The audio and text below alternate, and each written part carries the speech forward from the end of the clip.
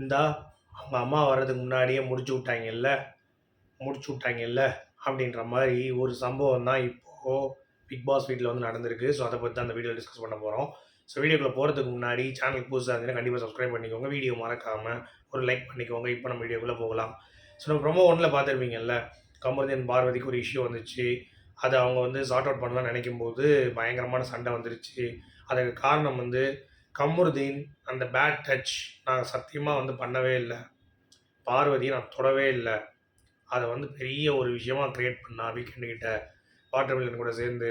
அது எனக்கு இன்னமும் வந்து ரொம்ப ஹர்ட்டாக இருக்குது. திருப்பி திருப்பி அதை பற்றியே பேசிகிட்டு இருக்கா அப்படின்ற மாதிரி சொன்னோம். டேய், அது வந்து நான் ஒரு ஃபீலிங் அதெல்லாம் எனக்கு இருந்துச்சு, அதுக்கடுத்து நம்ம மேலே லவ் மாறுச்சு அப்படின்ற மாதிரி நான் சொல்கிறேன்டா. நீ ஏன் அதையே திருப்பி திருப்பி பேசிகிட்டு இருக்க சொன்னோன்னே, இல்லை நீ இப்படி சொன்னாலும் எனக்கு ரொம்ப கஷ்டமாக இருக்குது, நீ அது பண்ணது அப்படிங்கிறது உண்மை தானே, அதை எப்படி மறக்க முடியும் அப்படின்னு சொல்கிறான். உடனே அமித்லாம் வந்து சொல்கிறார், இங்கே பாரு, எப்பயுமே பார்வதி பொறுத்த வரைக்கும் ஸ்வீட்டான பொண்ணு கிடையாது. அவள் ஸ்வீட்டாகவும் இருப்பா, புளிப்பாகவும் இருக்கா, சால்ட்டாகவும் இருப்பா. ஸோ அந்த மாதிரி பல வேரியேஷன்ஸ் அவளுக்கு இருக்கும். அதை நீ புரிஞ்சுக்கொண்டு கொஞ்சமாச்சு பார்த்து பண்ணடாங்கிற மாதிரி கரெக்டாக சொல்லிட்டாரு. இன்னொருத்தர் அதான் சொல்கிறாரு, இவர் இப்போ என்ன பிரச்சனை, உங்கள் அம்மா வரப்போகிறாங்க, டீச்சர், அவங்களுக்கு தெரியும் வெளியே என்ன நடக்குது அப்படின்னு சொல்லிட்டு ஜென்ரலாக வந்து அவங்க வந்து பார்த்துட்டு எல்லாருக்கிட்டையும் பழகிட்டு ஜாலியாக போயிடுவாங்க. அதையும் மீறி அவங்க வந்து பார்த்தீங்கன்னா உங்களோட உட்காந்து பேசுகிறாங்க அப்படின்னா, அப்போ கமருதீனை கூப்பிட்றாங்க அப்படின்னா, அப்போ கூப்பிடு, உட்கார வச்சு பேசுங்க. நீங்களாக வாண்டடாக வந்து பார்த்தீங்கன்னா எங்கள் அம்மா வராங்க, இதெல்லாம் கிளியர் பண்ணணும் பேபி. இப்போ பார்வதி பண்ணுற தப்பு என்னென்னா, எங்கள் அம்மா வராங்க, நான் இதெல்லாம் கிளியர் பண்ணணும் பேபி, ஒரு விஷயம் கிளியர் பண்ணணும் பேபி. என்ன வந்தால் ஆட்டோமேட்டிக்காக என்ன பண்ண முடியும் பண்ணுங்கள். அதை விட்டு டாக்குமெண்ட் பண்ண போகிறேன், அது பண்ண போகிறேன்னு சொன்னோடனே எந்த ஒரு பையனுக்கும் கோவம் வரும், பயமும் வரும். ஐயோ வேறு மாதிரி திருப்பி விட்ருவாளோ அப்படின்ற மாதிரி பயம் வரும். ஒரு கட்டத்துக்கு மேலே கமருதீனுக்கு அதுதான் வந்துருச்சு. அவனால் அதை தாங்க முடியல. ஐயோ நம்ம எதுவும் தப்பு பண்ணலையே, ஒரு வேளை இதை வச்சு தான் சுற்றி விட்ருவாளா, ஏன்னா உமன் கார்டு எடுத்துருக்கோம் அப்படிங்கிற மாதிரிலாம் வந்து வந்திருக்குல்ல. ஸோ அதெல்லாம் வந்து சொல்லி கமருதீன் வந்து இந்த மாதிரி சீப்பான கேரக்டர் இந்த மாதிரி ப்ரொஜெக்ட் பண்ணி இவங்களும் நல்லவங்க அப்படின்ற மாதிரி ப்ரொஜெக்ட் பண்ணி சொன்னால் பயப்படுறான். அவ்வளோதான். அதை ஓப்பனாக சொல்லிட்டு போனால் ஓகே, அதை வந்து சொல்ல மாட்றாங்க.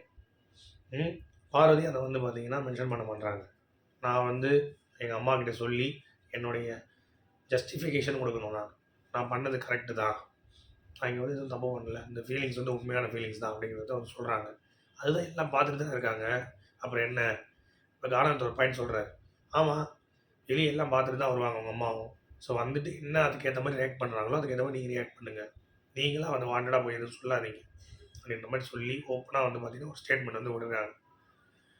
ஓகே, நீ சொல்கிறது கரெக்டு தான் சொல்லிட்டு ஓகேன்னு சொல்லி பேசி அவள் சாரி கேட்டுறா. நான் அந்த மாதிரி அன்வான்டாக சொன்னது தப்பு தான், அந்த டைமில் எனக்கு வந்து ஃபீலிங்ஸ், ஐ எம் சாரி அப்படின்னு சொல்லிட்டு அவள் வந்து பார்த்திங்கன்னா சாரி கேட்டு போயிடுறான். இப்போ என்ன நடக்குது அப்படின்னா, இதெல்லாம் ஒரு பக்கம் இருக்கட்டும், இவ திருப்பி சாப்பிட்றது கூப்பிட்றாங்க, சாரி கேட்டு முடிஞ்சிருச்சு வெளியே. சரி நம்ம இப்படியே போயிடலாம், அம்மா வந்து அப்படி பேசிடலாம்னு சொல்லிட்டு எதையும் யோசிக்க வேணாம், அவங்க ஃப்ளோலே விட்டுருன்னு சொல்லிட்டு உள்ளே வந்தவங்க திருப்பி இவன் திருப்பி ஆரம்பிக்கிறான். இந்த மாதிரி எதுக்கு நீ ஓவராக வந்து பேசணும்னு நினைக்கிறேன், அதுதான் இயல்பாக நடக்கிறதான்னு சொல்லிட்டு கமருதீன் தான் ஆரம்பிக்கிறான். இல்லை பிபி அப்படிலாம் இல்லை, நான் பண்ண சில விஷயங்களை நான் கொஞ்சம் என்ன சொல்கிறது ஜஸ்டிஃபிகேஷன் கொடுக்கணும் அப்படின்றதுக்காக தான், ஸோ அதுக்காக தான் நான் வந்து பேசுகிறேன் அப்படின்னு சொன்னோடனே திருப்பி கோவம் வந்துருச்சு.